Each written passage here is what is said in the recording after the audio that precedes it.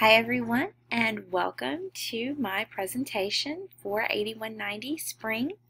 My research paper and innovation artifact focus on my topic, which is developing quality online teacher professional development. So some background here, and this is part of my research proposal. In the quest for quality professional development, there's been a lot of research done, and most of the literature refers back to Garrett et al.'s 2001 national study, where they came up with these 6 principles for quality professional development.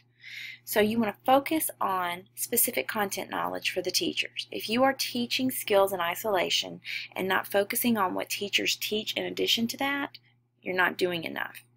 You also want to allow for active learning, group work, those kind of things. Provide an overall coherence with other parts of their jobs. You want to make sure they understand where this professional development or whatever it is that's being taught is going to fit in with their goals as a teacher, the state standards, the school's expectations. You want to make sure that teachers are participating in reform-type activities, and these are the type of activities that let teachers analyze and reflect on teaching, whether it be their own, a model teacher's, or some sort of other teacher. Also, you want to make sure that you have collective participation of teachers, hopefully from the same school, maybe from the same area, but also maybe just from the same subject area. So maybe not from the same school, but they all teach the same grade level or they teach the same subject area. And you also want to allow for an extended duration in both the length of the actual course and the contact hours for the course. What are some challenges that traditional professional development face? Well, first of all, there's the time. There's often take place during a teacher's planning period, after school, before school, teacher work days, all at times that are usually inconvenient for a teacher. There's the cost of paying either who does the training, the cost of the utilities, or the cost of having a space or having to find a space, having to make sure that you can fit all of your teachers in that space, and if not, scheduling. So how can online professional development respond to the challenges of traditional professional development while also integrating the quality principles? Well, online professional development can offer a flexible schedule. There can be synchronous meetings, but they don't have to be right before school, right after school, during a teacher's planning period. There is more flexibility in what time that these professional developments could have synchronous meetings. It's also less expensive. Most school districts provide their teachers with laptops, so teachers would be able to meet wherever they are. They're not having to find a space. You're not having to pay for a space, pay for the utilities, the things that go along with that. So now, looking at those 6 principles, how can an online professional development possibly meet these 6 principles of quality professional development? Well, for the first one, focusing on content and pedagogical knowledge, the focus of the professional development could partly be on what teachers teach, looking at what English teachers may need out of this particular professional development, or what first grade teachers may need, and then tailoring it to those teachers' needs.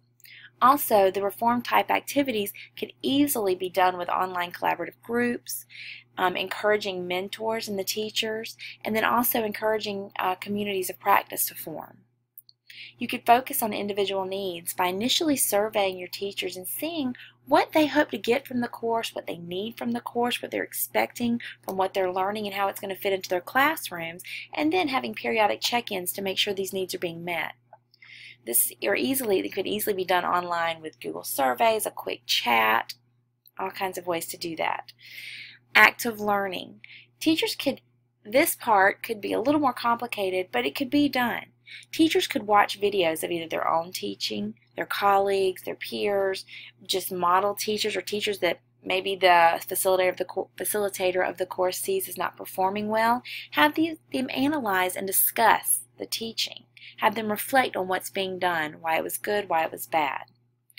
The extensive duration part really does lend itself to online, because the course length, as far as how long the actual course lasts, could just be made longer by having the facilitator being virtually available to answer questions and give feedback after the meetings have finished. Also, having the course content accessible online after the course meetings are complete will allow teachers to come back time and time again, hopefully, to access that content. The contact hours can be met in many ways: synchronous discussions, discussion boards, chats, group work. There are lots of ways that the teachers can interact with that content and interact with their peers online. And finally, collective participation. Hopefully, you are going to be seeing teachers from all over a school district. If not, maybe for the professional development that I'm actually working on for this grant, we're going to be seeing all the media specialists from all over the state. And this creates a unique opportunity because in some counties there may be 1 or 2 media specialists, but there's usually not more than 1 in a school. So this is going to allow these teachers, through this collective participation, to create an all-new network that they can hopefully call upon as they need. The theory that I really see working with this is situated learning theory, is put forth by Lav and Wigner in their 1991 book. And it talks about learning in context. You have to contextualize whatever it is that's being taught, or it's not going to mean as much to the learner. And also learning in a social context. Hopefully, by fostering a community of practice in this online learning environment, these teachers would be able to collaborate with each other both in and out of the course, and therefore hopefully expand their knowledge and their learning on the content that is put forth in the course. So the purpose of this proposal, the purpose of this study, is to take the literature's principles of quality professional development and apply those principles to an online professional development course and see what happens. So how can principles of quality professional development be translated into an online setting? Well, that's my first research question. And then finally, do the principles need to be revised or changed to meet the needs of online students?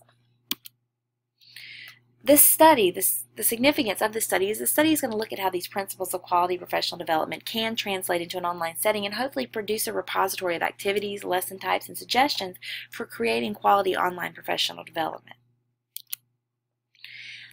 We really want to look at using design-based research because this course will take place over a year.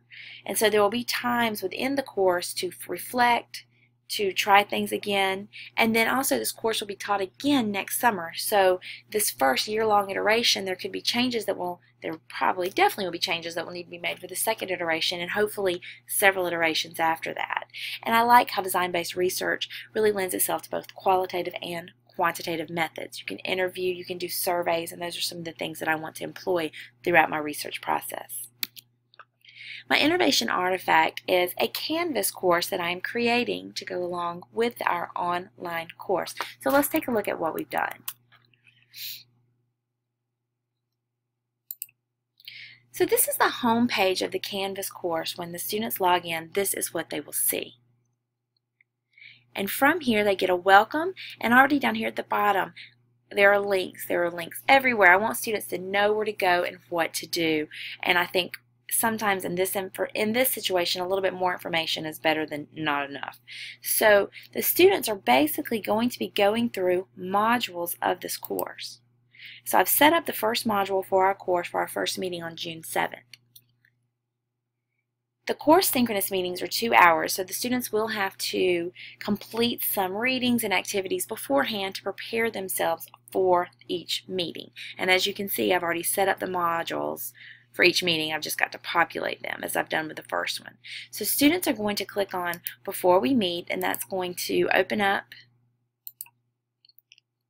a page that is telling them to make sure what they need to do. First of all, they want to complete a course pre-assessment survey, and this is something that I also created in Google Docs, so they'll click on that. It'll open up their pre-assessment survey. They're also going to need to read. This is one of the things I really like about Canvas. If you click right here, it's going to open up this article in Canvas. No downloading, no having to save, it's just right here. So students can read this article, and then they can minimize it when they're done. And then there are 3 discussion board things that they need to do, and I have a link here to each one. And so if they click on it, I'm just going to open it in a new tab. You can see here that it tells them what they need to do, and they can respond. And then there's an agenda for our first meeting. Students can click on this, and they'll see what we're going to be doing, more links, so everything's very accessible to the students. And then a PowerPoint. This also is great. It'll open up just right here in Canvas, and students can go through this and look and see what we're going to be doing on that first day. And then they have an assignment that they'll have to complete, and that's here, and that's also in the course. And then finally we'll have a page for resources with more links, articles, things for the students if they need. They can download them, but they don't have to because it's right here in the course. So this is my proposal and my innovation artifact. I'm going to continue working on this and be ready for my course this summer. It starts on June 7th for these media specialists. If you have any questions, I would love to answer them. Thanks.